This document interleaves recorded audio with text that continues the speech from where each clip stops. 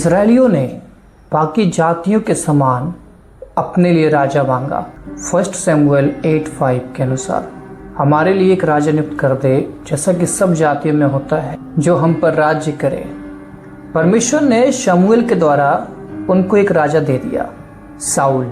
मनुष्य की दृष्टि में साउल से योग्य कोई नहीं था। वचन कहता है 1 शमूएल 9:2 के अनुसार वो जवान और सुंदर था और पूरे इज़राइल में उससे सुंदर और कोई नहीं था।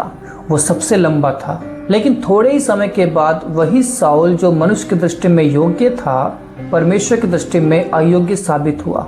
क्यों? क्योंकि वचन कहता है 1 शमूएल 16:7 के अनुसार मनुष्य तो बाहरी रूप देखता है, लेकिन परमेश्वर हृदय को देखता है। मनुष्य का देखना, परमेश्वर का देखना अलग अलग है। मनुष्य प्रभाव देखता है, हाइट देखता है, बॉडी देखता है, पर परमेश्वर के सामने हर एक का हृदय साफ साफ नजर आ जाता है। और इसी हृदय को देखकर परमेश्वर ने दाऊद को चुना था। Acts of apostle chapter 13 verse 22, 1 शमूएल चैप्टर 13 वर्स 14। परमेश्वर ने कहा, मुझे एक मनुष्य मेरे मन के अनुसार मिल गया है, वो था दाऊद। फिर आता है वो दिन, गोलियत, एक दानव, जिसके बारे में आपने पढ़ा होगा 1 शमूएल 17:5-7। उसका पित्तल का टोप, 5000 शेकेल का कवच, पैरों में पित्तल के कवच और उसके भाले का फल 600 शेकेल लोहे का। एक ढालदारी उसके आगे के चलता था। मैं ये क्यों बता रहा हूँ, इसका एक वजह है। अब देखिए दृष्टिकोण का फर्क। सबकी दृष्टि मानवीय थी।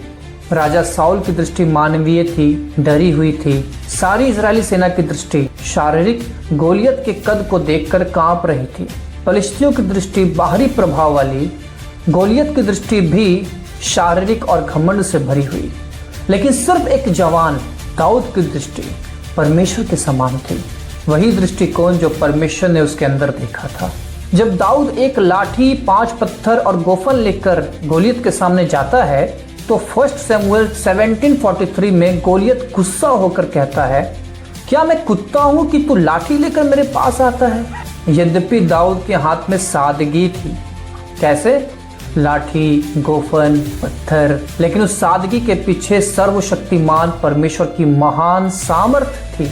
गोलियत के बड़े डॉल, पित्तल का कवच, भाला, तलवार बाहर से बहुत प्रभावशाली, शक्तिशाली दिखते थे, लेकिन उनके पीछे परमेश्वर की विजयी की सामर्थ्य नहीं थी। और दाऊद को यह दृष्टिकोण प्राप्त हो चुका था। इसलिए दाऊद ने 1 शमूएल 17:45 में कहा, तू तो तलवार और भाला लिए हुए मेरे पास आता है, लेकिन मैं तो सेनाओं के यहोवा के नाम से तेरे पास आता हूं।